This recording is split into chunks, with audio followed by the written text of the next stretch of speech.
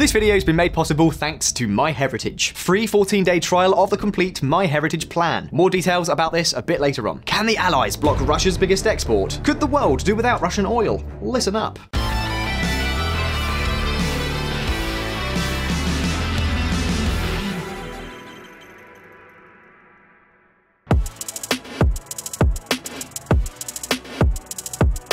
There is a lot of talk lately about natural gas because of Europe's extremely high dependence on it. But the truth is that Russia is first and foremost a huge oil exporter. To give you an idea, in 2021, Russian exported crude oil and oil derivatives, gasoline, diesel, kerosene, semi-refined, etc., worth approximately $180 billion.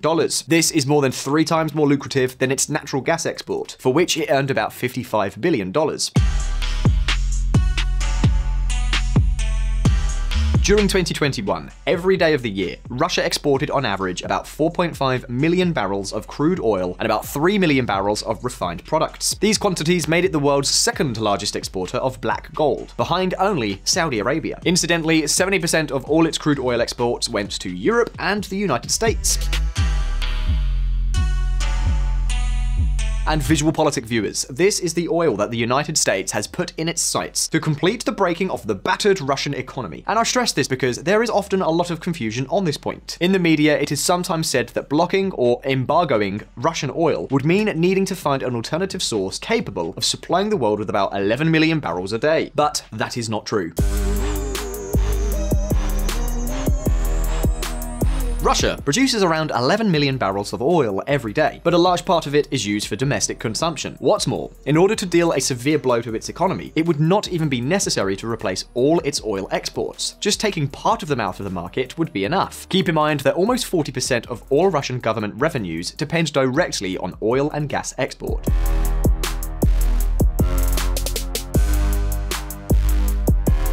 In any case, the point is that now, the war has changed everything. You see, initially, the sanctions imposed on Russia excluded the energy sector, including the banking operations that allow buying and selling of this commodity to be carried out.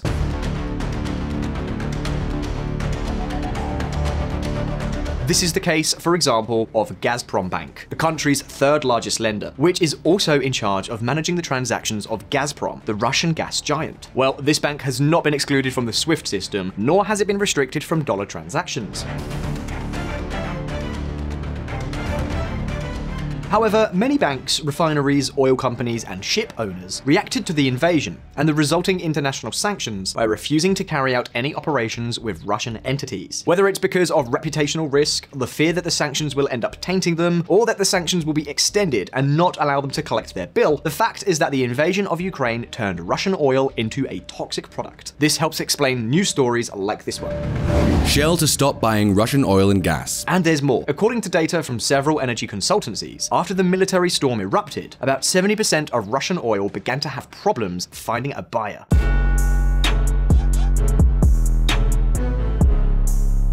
The outcome, after invading Ukraine, Russian oil exports could have plummeted during the first weeks of March by 35% in the case of crude oil, and about 50% in the case of processed products. We are talking about approximately 1.7 and 1.3 million fewer barrels per day. In addition, the rejection of Russian oil has meant that it has to be sold more cheaply. For example, it is estimated that oil from the Urals is being placed on the market with discounts of more than $25 per barrel. And that's not all. If the war and the cycle of sanctions continue, the real risk for Russia, according to the Oxford University Institute for Energy Studies, is that its exports will be further reduced. According to the estimates of this research center, we could be talking about between 3.2 and 4 million barrels a day, and that is approximately 50% of exports, taking into account both crude oil and processed products. This would be a huge blow to the Russian economy. It could even force Russia, in the absence of storage capacity, to reduce production by shutting down wells. This could be devastating, keeping in mind that it is not at all easy to restart production from a closed well. Of course, it may also happen that, in the face of the lack of global supply, Russia finally would manage to sell its oil, albeit at heavily discounted prices. In that case, let's say that the blow would be significant, but not so devastating. Precisely for this reason, the Allies, and above all, the US government, are scrambling to find ways to increase world oil production as quickly as possible. And that is what explains headlines like this one. White House tells oil industry we need more as fuel prices soar. Energy Secretary says nation on war footing while Colombia warns on Venezuelan overture. It seems, VisualPolitik fans, that the Joe Biden administration is trying its best to find more oil, because finding a new abundant supply could allow the Allies to push through the mother of all sanctions, an oil embargo on Russia. An embargo, a blockade that, even if it were limited to crude oil and not to processed products, for example, would mean sending Russia back to the Middle Ages. It would be something like checkmate for Vladimir Putin's regime. Now, the question is, how does the White House think it can get that new oil supply? Is it really feasible? What could the consequences be? We're going to get into that soon, but first, we have to give Joe Biden's economic policy a slap on the wrist, because following the invasion of Ukraine, the President of the United States has had to take such a big swerve that his entire energy policy is in a tailspin. Listen up. But before we continue, have you ever wondered what wars and economic crises your own ancestors faced? About the history of your ancestors? Or ever wanted to make a complete family tree? Well, the leading family history portal in Europe has a name: MyHeritage. More than 15 billion easily searchable historical records, as well as advanced AI technologies for repairing, enhancing, colorizing, and animating historical photos in just a few clicks. Build your family tree in a fun and easy way, discover your origins, and who knows, you might also find new relatives. They have a tool called Smart Matches that connects your family tree to other family trees on MyHeritage. They also have this timeline function where you can explore the roots of your ancestors, and that's just unbelievable. And listen up, one of our producers used this site and discovered his mother's side family line back to the 1700s. He just entered his parents' complete names, and voila, MyHeritage found everything in a breeze. It's just so impressive. There's another function, Record Matches, which explores historical records that match your ancestors and relatives. And it doesn't stop there. Instant discoveries, people discoveries, photo discoveries, or even DNA testing. That's why MyHeritage is the #1 family history service in Europe. So if you're curious about your roots, you should definitely give MyHeritage a try. Go to the link in the description to get the 14-day free trial for the MyHeritage Complete plan.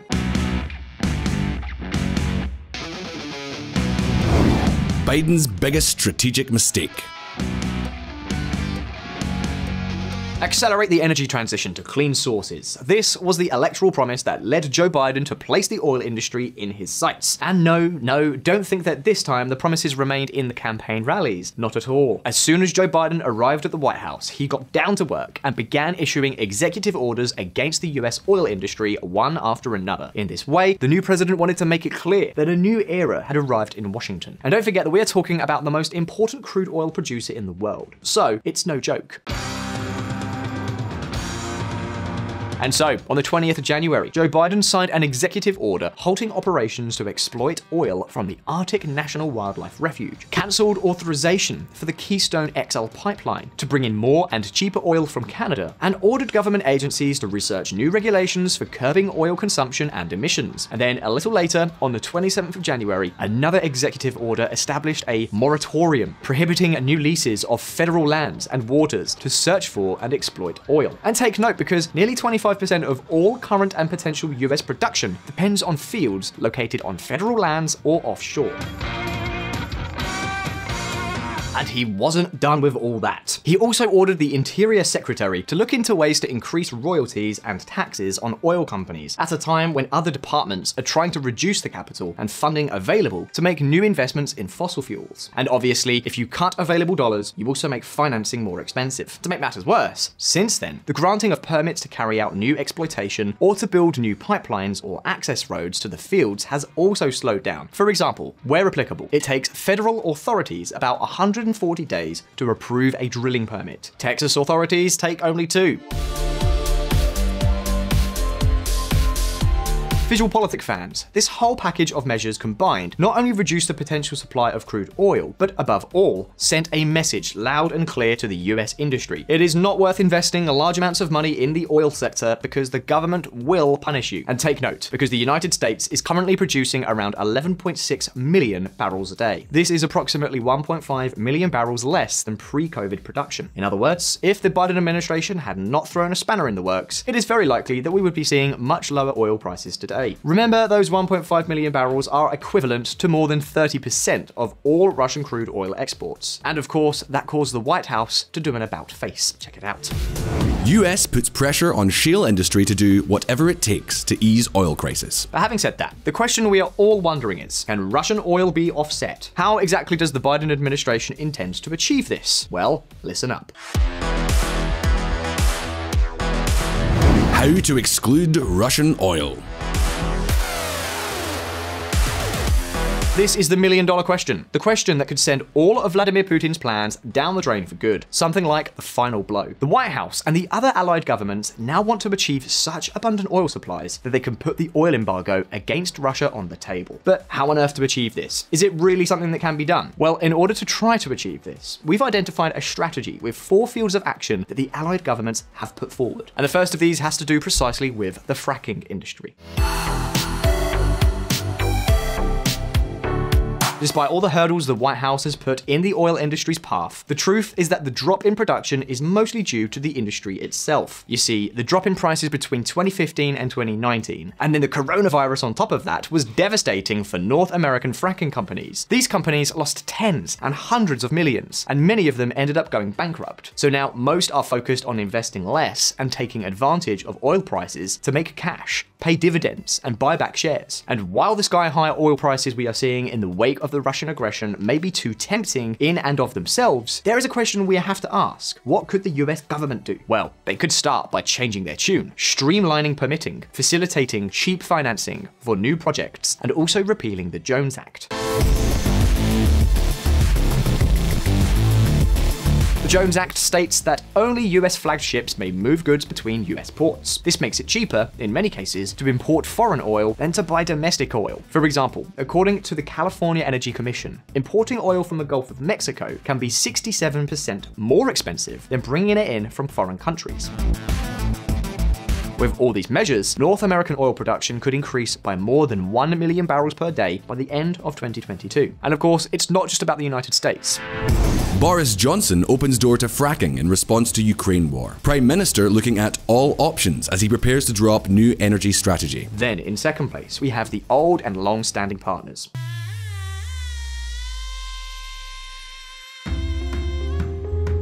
The United States wants to get the hell out of the Middle East, but it always ends up coming back in the end. It seems almost like a curse, but here we are again. If we're talking about oil, we have to talk about the Middle East, and 2 countries in particular, Saudi Arabia and the United Arab Emirates. These countries are among the few producers in the world that invest money in having a lot of oil in storage and reserve production. That is, they are able to increase their exports very quickly if an unexpected event occurs. Look at this box, for example. As you can see, these 4 countries have the capacity to increase their combined production by 4 million barrels each day, practically the equivalent of all of Russia's exports. So, even if they were to use 50% of this capacity, things could get very, very difficult for Moscow. Only OPEC can help the West replace Russian oil. The problem is that the current relations between the White House and the Saudi Arabian government are rather bad. But in any case, that is what they are now working on. And so far, it seems that the United Arab Emirates has started to respond.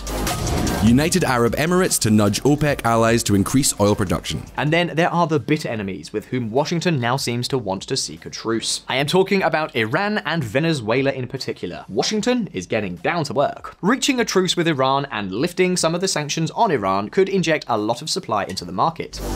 Iran can reach top oil output 2 months after nuclear deal, oil minister. We're talking about approximately 1.4 million more barrels of oil per day. In the case of Venezuela, this may be even more complicated. The Venezuelan oil infrastructure is so damaged and deteriorated that it would be difficult to increase production by 500,000 barrels in a year's time, not to mention the domestic criticism it has unleashed in the United States. Be that as it may, the White House calculation is clear. We are talking about 1.5 to 2 million barrels a day. Let's see, there is no simple solution, and probably, what do you want me to say? It will probably end in nothing, but I'm sure that now you understand the backstory to the news and Washington's attempt of rapprochement to Tehran and Caracas. I've already said that the invasion of Ukraine has changed everything. These days, in Washington, they understand that Moscow poses a much greater threat, and it is on this threat that they have to focus all of their attention. But we still have the 4th possibility. Virtually every country has strategic oil reserves to draw on if for any reason the supply fails or becomes too stressed. US and allies agree to release 60 million barrels of oil from the reserves as Russian invasion of Ukraine causes price spike. Well, US strategic reserves, which are the largest in the world, currently amount to about 575 million barrels. Due to this, the United States and allied countries could go much further and make unprecedented use of these reserves to place 100 to 150 million barrels, or even more, on the market to reduce tension until the new sources of supply we have discussed were up and running. Yes, it would be risky, but in addition to alleviating the current supply shortfall, the measure could be linked to a commitment to replenish reserves over the next few years, which would guarantee additional demand that would further stimulate investment in the industry. I don't know, maybe it's a risk worth taking. These are the 4 courses of action that allied governments are considering to replace Russian oil. In addition, there is one other factor that may prove to be significant: the weak situation of the Chinese economy, the war in Ukraine, sanctions, and above all, the increase in the price of raw materials and energy may slow down the global economy. This could translate into lower than expected oil consumption and provide some margin. But of course, this is something that leads directly to a final question: why block Russian oil? Well, the Russian economy is reeling from international sanctions. Imposing an oil embargo, even if it is partial or does not affect refined products, could be a checkmate. That is why Washington has wasted no time admitting that they are working on this path. And take note, because the Kremlin knows it too, and that is why they tried to drum up fear with statements like this one.